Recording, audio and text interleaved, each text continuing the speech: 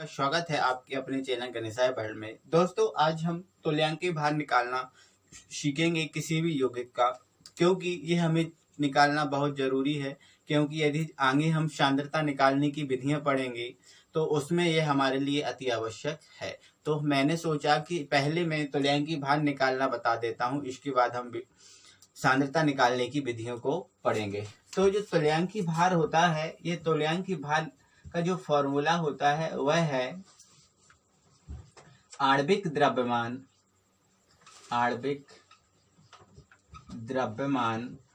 वटे अधिकतम संयोजकता।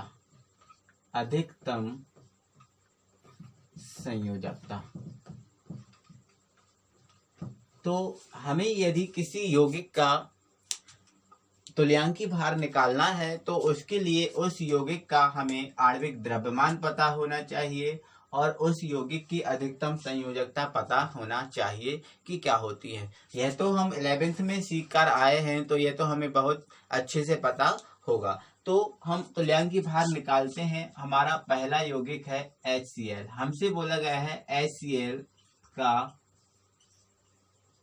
तुल्यांकी भार ज्ञात कीजिए। तो इसके लिए हमें HCl का आणविक द्रव्यमान पता होना चाहिए और HCl की अधिकतम संयोजकता पता होना चाहिए। तो यदि हम इसके संयोजकता की बात करें तो हमें पता है दोस्तों, H पर होता है 1+ और Cl पर होता है 1-।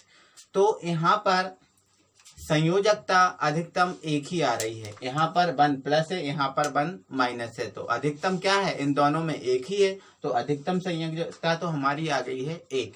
अब इसके आणविक द्रव्यमान की बात करते हैं। तो इसका आणविक द्रव्यमान हम यही देख लेते हैं। तो आणविक द्रव्यमान H का होता है 1 और Cl का आणविक द्रव्यमान होता है दोस्तों 35.5।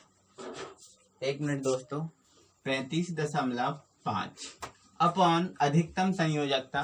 तो हमने यहाँ पर देखा कि अधिकतम संयोजकता 1 है, तो इन दोनों को ऐड कर लेंगे 35.5 और 35.5 और इनको ऐड करेंगे तो आएगा हमारा 36.5/1। अब एक से भाग देंगे तो हमारा ये 36.5 ही रहेगा, इसमें कोई परिवर्तन नहीं होगा। तो यहाँ से ये HCl का तुल्यांकी भार हुआ। तो इस प्रकार से हम किसी भी यौगिक का तुल्यांकी भार आसानी से निकाल सकते हैं। दूसरा यौगिक है हमारा H2SO4। हमसे बोला गया है कि H2SO4 का तुल्यांकी भार ज्ञात कीजिए। तो इसके लिए हमें इसका आणविक द्रव्यमान और संयोजकता का पता होना चाहिए।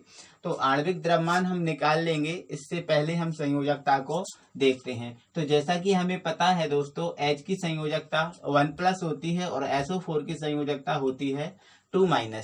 तो इन दोनों नंबर में हम देख रहे हैं कि 2 बड़ा है, तो हमारी अधिकतम संयोजकता यहाँ पर होगी 2।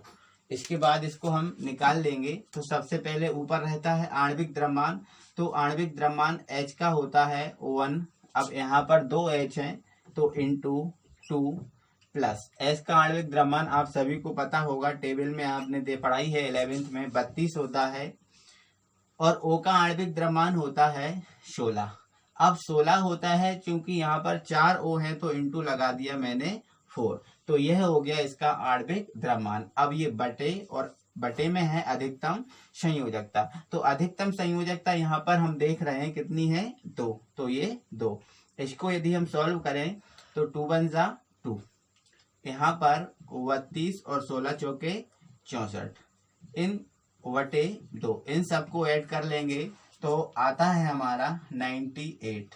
4 और 2 6 और 2 8, 6 और 3 9, तो ये 98/2।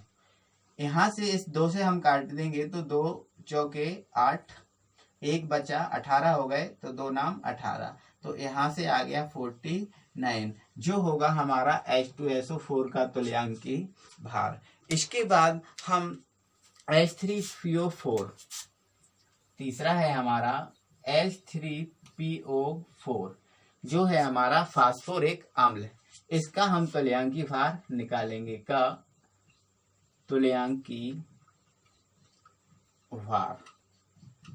तो इसके लिए हमें आणविक द्रव्यमान और संयोजकता की जरूरत होगी। तो संयोजकता हम निकाल लेंगे। हमें पता है H की संयोजकता 1+ होती है और जो PO4 होता है उसकी संयोजकता होती है 3-।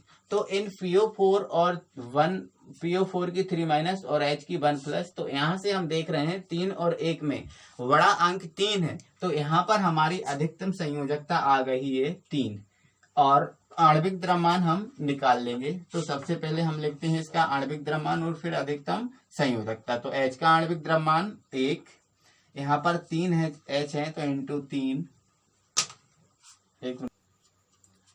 3 प्लस P का आणविक द्रव्यमान हमें पता है कितना होता है दोस्तों, लगभग 31 प्लस O का हमें पता है दोस्तों 16 होता है, 4 है तो इंटू 4। अब ये बटे, इसमें बटे में लिखा है अधिकतम संयोजकता, तो यहाँ पर अधिकतम संयोजकता है 3। इन सबको ऐड कर लेंगे तो 16 चौके 3 एकम 3 प्लस 31 प्लस 64, इन सबको हम जोड़ लेंगे। तो यहाँ पर जोड़ने पर 4 और 1 5 और 3 8, तो यहाँ पर ये 8 है और 6 और 3 9, तो ये फिर से हमारा 98 आ गया बटे 3। इससे हम भाग दे देंगे तो 3 त्रिका 9, फिर यहाँ से पूरा कट गया। अब इसमें देंगे तो 3 दूनी 6.2 बचा है, 20 हो गया और तो 20 हो गया तो 3 18, तो यहाँ पर हमारा आ गया 32.6। इसके बाद कोई हम अगला यौगिक उठाते हैं CH3COOH का तुल्यांकी भार। हमें अब CH3COOH का तुल्यांकी भार निकालना है। तो सबसे पहले हमें इसकी संयोजकता और आणविक द्रव्यमान पता होना चाहिए। तो आणविक द्रव्यमान तो हम निकाल ही लेते हैं, तो संयोजकता हमें पता है यह यौगिक जो ब्रेक होता है तो ये CH3COO- और H+, इस प्रकार से ब्रेक होता है। तो ऐसा करने पर हमने देखा कि यहाँ पर 1- आ रहा है, यहाँ पर 1+ आ रहा है, तो यहाँ पर अधिकतम संयोजकता इसकी 1 ही है। तो इसका आणविक द्रव्यमान और निकाल लेते हैं हम। तो C का आणविक द्रव्यमान कितना होता है दोस्तों, 12, H का 1 होता है, 3H है, प्लस C का फिर से 12। अब यहाँ पर O 2 बार है तो यहाँ पर मैं लिख दे रहा हूँ 16 इंटू 2 प्लस 1। अब अपॉन में अधिकतम संयोजकता, तो अधिकतम संयोजकता 1 है। इन सबको सॉल्व कर लेंगे तो 12 प्लस यहाँ 3 एकम 3 प्लस 12, 16 दूनी 32 प्लस 1 अपॉन 1। इस 1 का कोई मतलब नहीं है, तो चाहो तो मैं ना भी लिखूं तो कोई दिक्कत नहीं है। इन सबको सॉल्व करूंगा तो 12 और 3 15, यहाँ पर सबको ऐड कर लूंगा तो 1 2 3 2 5 3 7, 1 मिनट, 1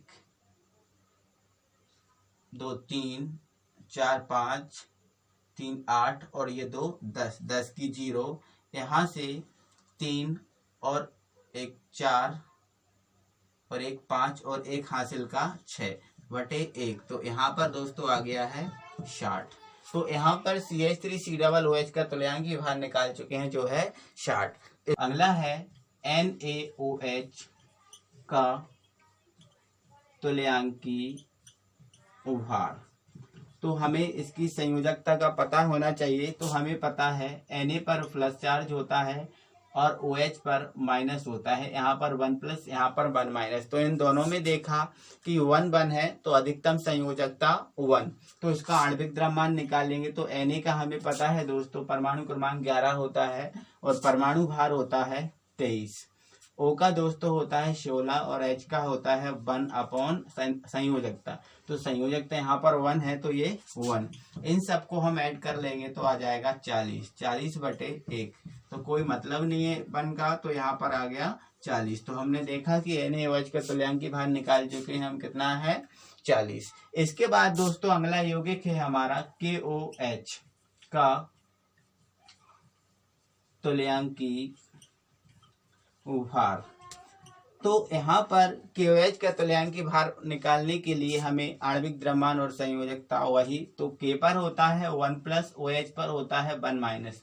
इन दोनों में मैंने देखा कि बड़ा नंबर हमारा है बड़ा नंबर एक ही है तो संयोजकता हमारी एक ही होगी। इसके बाद हम इसका आणविक द्रव्यमान निकालेंगे।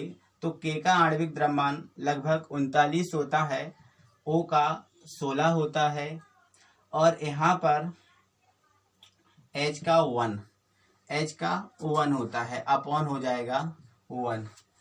इन सबको ऐड करने पर 1 और 6 7 और 7 और 9 16 होते हैं। 16 का 6 हासिल आया 1, तो यहाँ पर 1 और 3 4 और 1 हासिल का 5 अपॉन 1, तो यहाँ पर आ जाएगा हमारा 56। तो इस प्रकार से KOH का तुल्यांकी भार आ गया 56। तो इस प्रकार से दोस्तों हमें आणविक द्रव्यमान और अधिकतम संयोजकता पता है तो किसी भी यौगिक का हम तुल्यांकी भार निकाल सकते हैं। तो इसके लिए आपको परमाणु क्रमांक पता होना जरूरी है। तो ये हम रट नहीं सकते, ना ही आपको रटना है। आपको एक बार यदि आप भूल भी गए हैं, हाँ भूल जाते हैं कोई दिक्कत नहीं, यदि आप भूल भी गए हैं तो आप एक बार पीरियोडिक टेबल को उठाइएगा, उसको देखिएगा, आपको परमाणु क्रमांक और संयोजकताएं पता चल जाएंगी, तो आप आसानी से तुल्यांकी भार को निकाल सकते हैं। ये हमारे लिए बहुत जरूरी है।